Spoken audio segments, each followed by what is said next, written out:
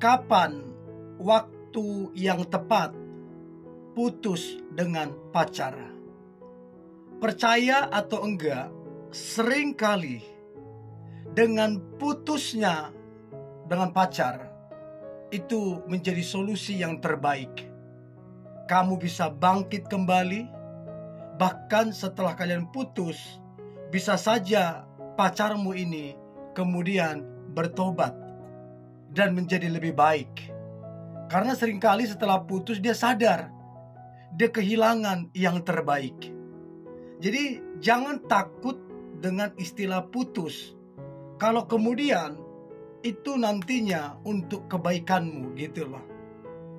Nah, jadi teman-teman yang sedang berpacaran, saya nggak tahu kamu lagi ada masalah apa, ya, gimana kondisi hatimu, gimana perasaanmu, I don't know. Tapi coba dengarkan ini baik-baik. Ingat, ini semua kembali kepada keputusanmu. Ini kembali kepada keputusanmu. Oke? So, kapan waktu yang tepat putus dengan pacar? Yang pertama, ketika pacarmu sudah bersikap kasar terhadap dirimu. Kalau kita lihat di media, di berita-berita yang ada, bagaimana pasangan muda-mudi kemudian pacarnya memperlakukannya kasar. Ada yang kemudian ditempeleng, ada yang kemudian digebukin, ada yang kemudian ditonjok, dan lain-lain.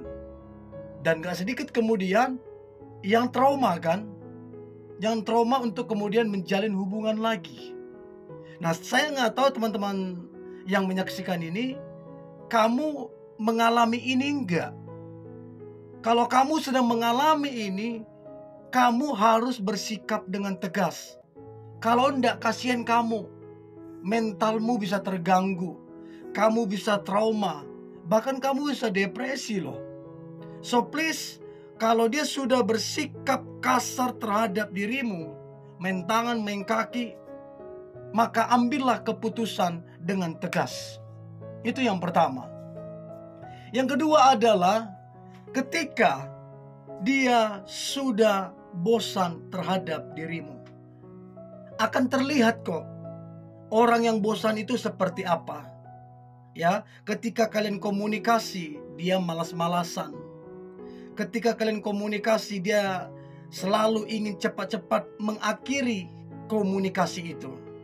Ketika kalian ketemu, dia nggak semangat, dia nggak antusias, malas-malasan ketemu kamu, dan tidak menganggapmu saat kalian ketemu.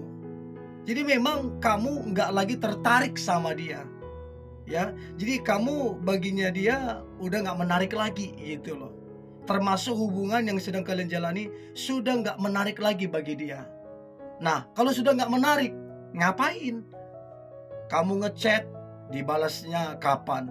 Kamu telepon, gak diangkat-angkat sampai berapa hari? Terus kamu mau harapkan apa dari model yang seperti itu? Jadi ketika dia sudah bosan, udah menunjukkan gelagat itu, bahkan udah berhari-hari, berminggu-minggu, apalagi berbulan-bulan, ya kamu mesti tegas. Ngapain kamu buang-buang waktu yang begituan? Ya, itu yang kedua. Yang ketiga, ketika dia berpaling dengan yang lain. Tahu-tahu dia PDKT sama si A, PDKT sama si B. Bahkan secara terang-terangan dia menjalin hubungan dengan yang lain, atau istilahnya selingkuh darimu. Nah, kalau udah begini, apa yang kamu mau harapkan? Kamu mau dijadikan nomor berapa? Kamu mau dijadikan pelarian? Buat apa? Ngapain? Jadi ketika dia sudah mulai berpaling dengan yang lain, ya kamu tegas, ambil keputusan. Karena ngapain? Apa yang kamu harapkan dengan yang begituan gitu loh. Nah, saya berharap ini menyadarkan teman-teman. Coba dari beberapa poin yang saya sampaikan ini, yang mana yang kamu alami? Coba komen di kolom komentar, saya pengen tahu.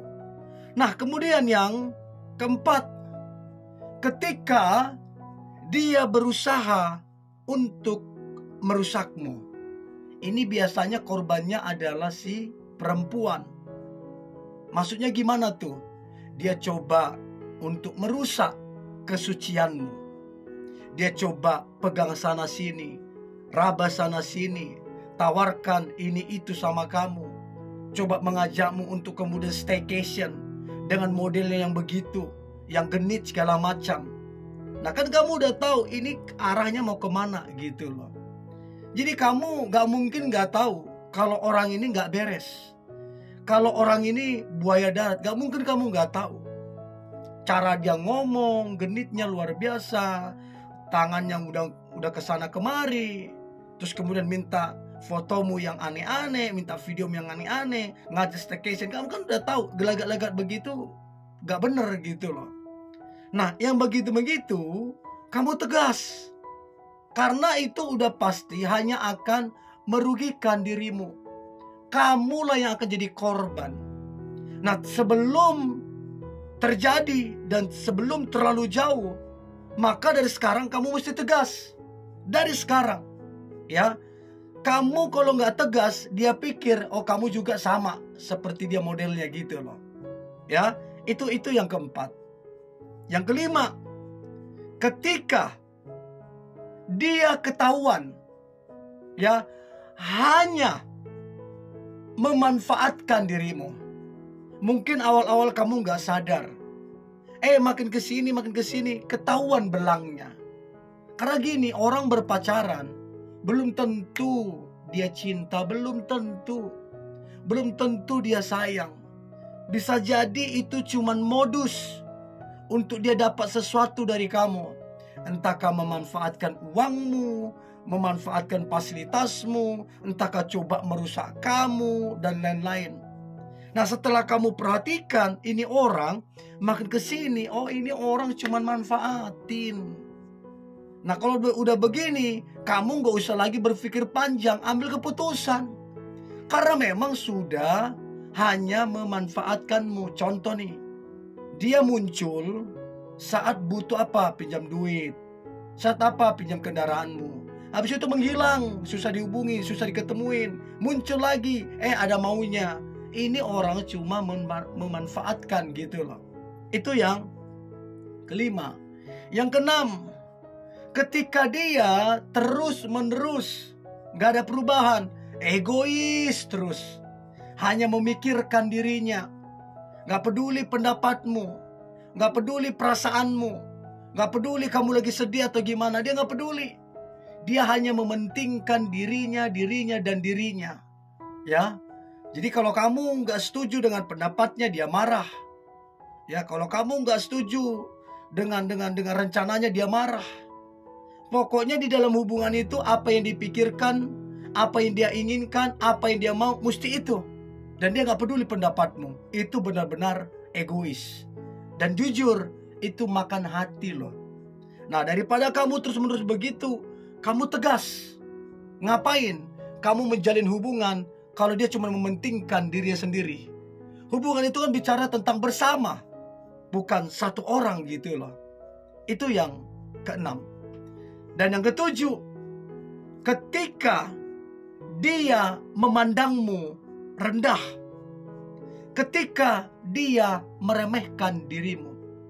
Jadi kalau kamu sudah dipandang rendah, kalau kamu sudah diremehkan, nah terus kamu mau ngapain? Apa yang kamu harapkan? Ya bayangkan, lihat kamu kayak lihat apa gitu loh. Kayak jijik, kayak apa coba? Kayak gimana gitu loh. Emang siapa kali gitu loh ini orang. Ya, jadi kalau dia udah merendahkanmu, meremehkanmu, ngapain? Udah ambil keputusan gitu loh, tegas. Kayak hebat kali atau gimana. Ya, itu yang ketujuh. Yang terakhir, ternyata kamu dapatin ini orang, pacarmu ini, ternyata kamu dapatin belum move on dari mantannya. Masih aja ketemuan dengan mantannya, masih aja panggil-panggil sayang, panggil-panggil julukan apalah di antara mereka. Ya, masih saja ada komunikasi yang tidak biasa begitu loh di antara mereka. Nah yang begini-begini kamu mesti tegas. Kalau enggak, kamu yang dirugikan. Oke? Nah dari beberapa poin ini, Yang mana yang kamu dapati? Coba komen di kolom komentar ya. Oke? Ini yang boleh saya bagikan. Jangan lupa like, komen, dan share ya. Tetap semangat. God bless you.